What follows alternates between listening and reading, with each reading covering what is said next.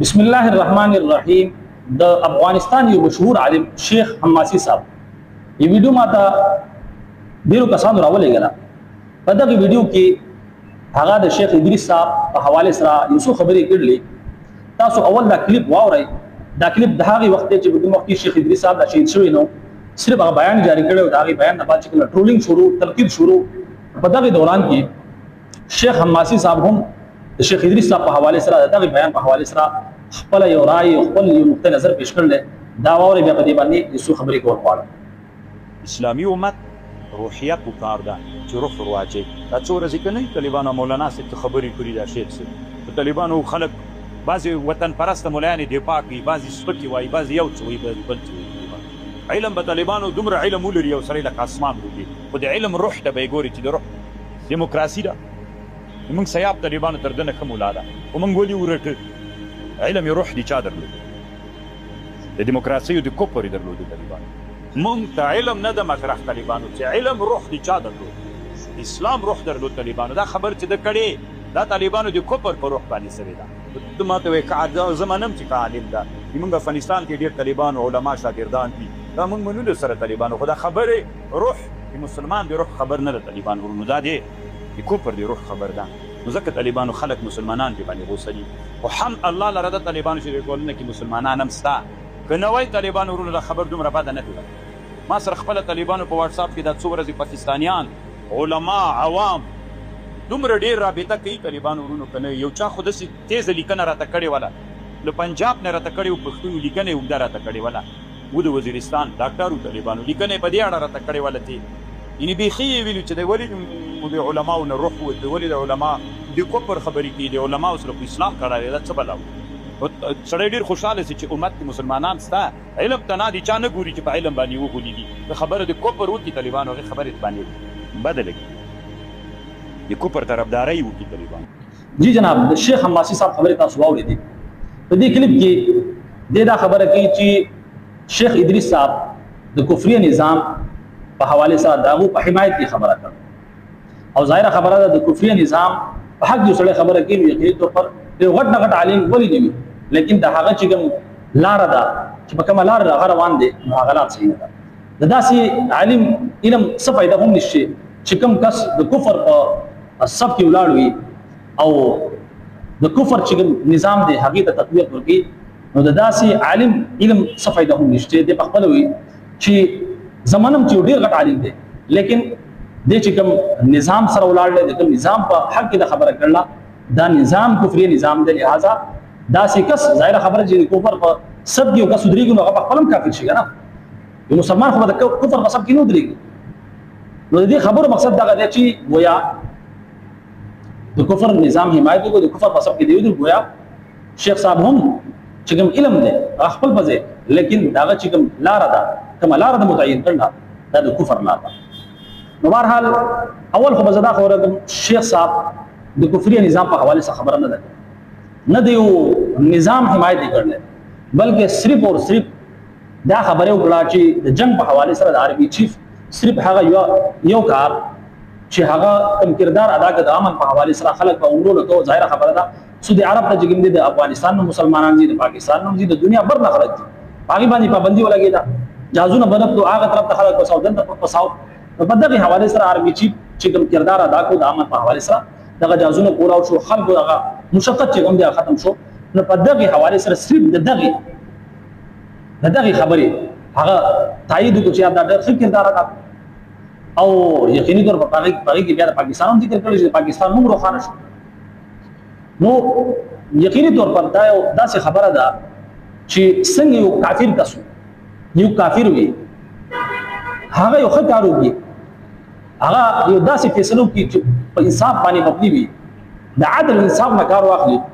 او زه راولګم دغه تایید وکړم چې یاره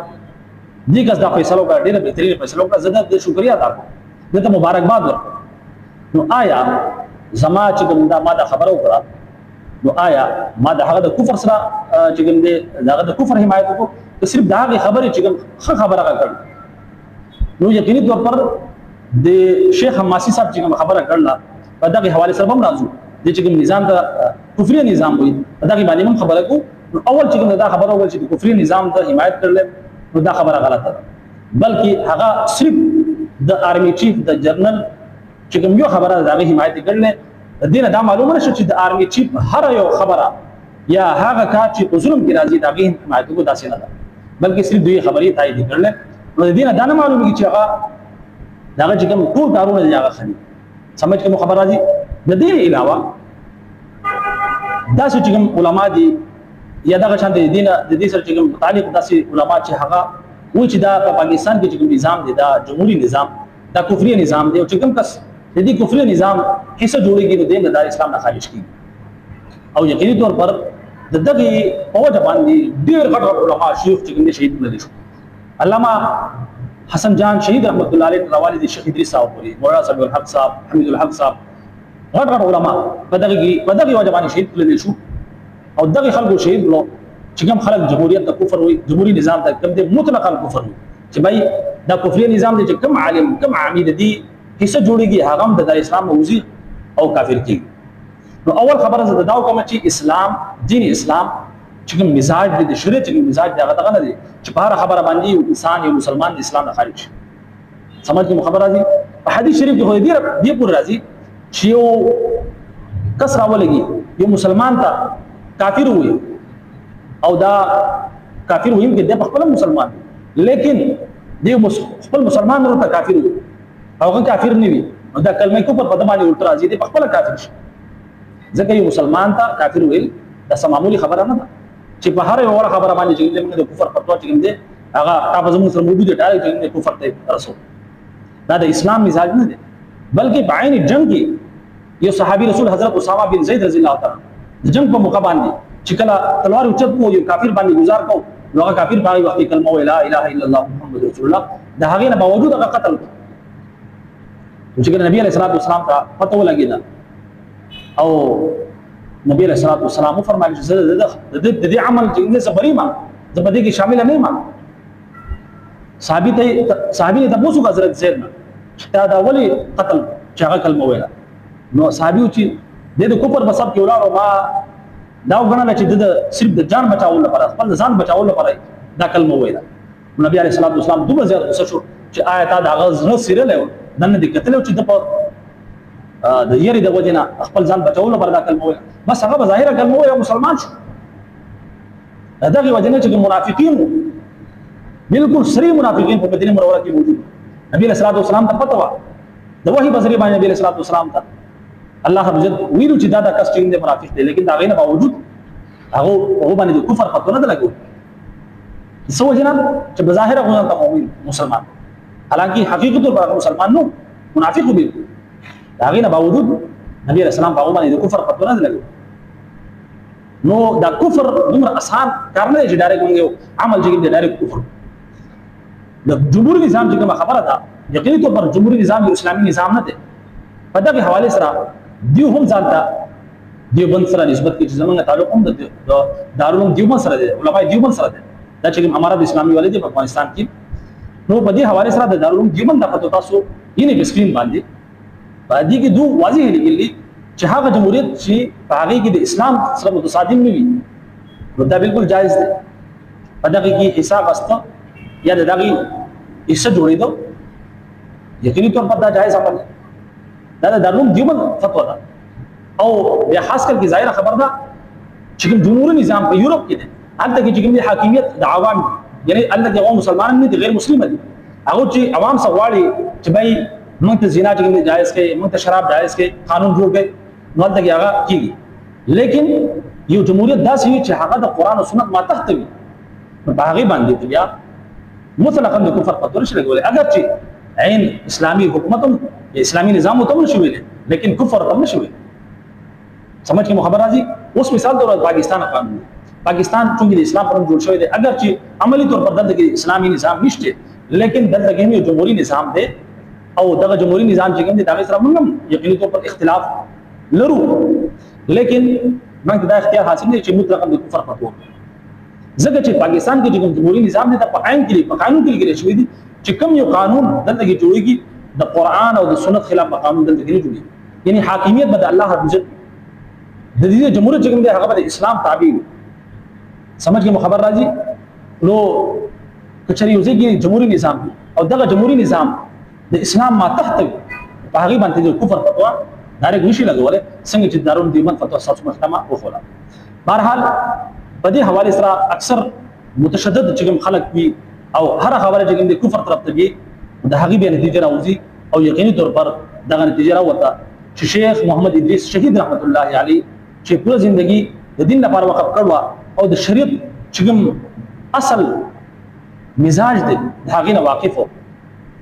او یقیني طور پر دغه طرف ته چې دی هغه خلک را بلل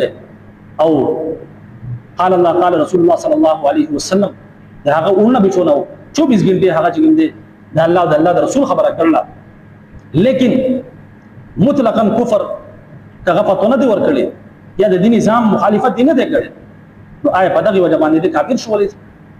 دغه جمهوریت نظام چې کوم دی د حقیقت مقصد سمه د بیان کو هغه جمهوریت خو مطلقاً کفر دی چې کوم جمهوریت کی حاکمیت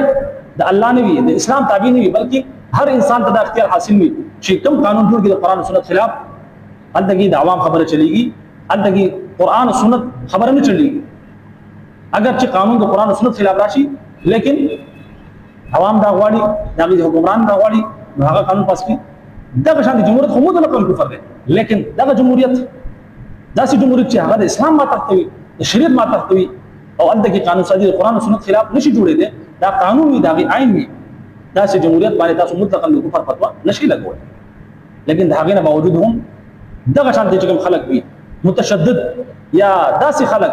چې هغه د اسلام اصل روح دی دا هغه نه خبره وي هغه دغه فتوا جاری کی او داغه چې کوم معاملات دي داغه چې کوم نتیجه غوړه دا راوځي چې شیخ ادریس صاحب شهید کړل هر حال د شیخ ادریس صاحب شهید رحمت الله علیه په شهادت کې د داسې خلکو هم داس کې دي چې کوم خلک په وړه خبره باندې د کفر فتوا لګي او ډایرکټ چې انسان د اسلام نه خارج کی یقیني طور پر دا د اسلام نظریه د اسلام مزاج دغه نه دي بلکې دا امت چې کوم دي په دې کې نه ډیره زیاته نرمي شي نه ډیره زیاته سختی شي تلک امه او وسطه دا امه وسط یعنی متوسط امت نه په دې کې زیات سختی شي نه کې زیات نرمي شي بهرحال د اسلام د شریعت چې مزاج دی دا غي مطابق موږ چې دې پکار دي او چې کوم علما د شریعت د مزاج نه خبره وي حکمت بصیرت ورسره نه وي صرف علم ورسره وي هغه بیا دا شان دي جذباتي خبرې کی او په وړه خبره کې د کفر فتوی لګي دا غي بیا نتیجه مخکې راوځي په دې کې اکثر کسان دام کې چې دا علما ولې راوځي په پاکستان کې جمهوریت نظام اگر چې اسلامي نظام نه دی موږ د اسلامي نظام نه یو لیکن د مجبورې په تحت باندې علما د دې حصہ دي او چې کوم علما د دې حصہ دي په دې باندې د کفر فتوا لګي دغه علما په اسمبلی کې چې موجود دي چې کوم آئین قانون سازي کیږي او د قران او سنت خلاف کیږي دغه علما په دغه اسمبلی کې موجود دي او دغه رکاوټ جوړي آیا کچري دغه علما مولې چې موږ د جمهوریت حصہ نه جوړي اگر چې مجبورې په تحت جوړ شي سمجھ کې خبر راځي د دې جمهوریت حصہ جوړ شي دي ان مجبورې په تحت جوړ شي کچري دونو جوړي د میدان خالد دی نو دغه فاسق فاجر خلکو په هر قانون راو د قران او سنت خلاف جوړ چا به اعتراض نشو کولای لیکن الحمدلله دغه علما چې تاسو ته کافر وای مرتد وای واجب القتل وای چې جمهوریت نظام څخه جوړ شوی دغه علما لګیا دي د قران او سنت چې کوم قوانین دي د هغه پاسداري کې د هغه حفاظت کې لګیا دي په سملې کې په سملې کې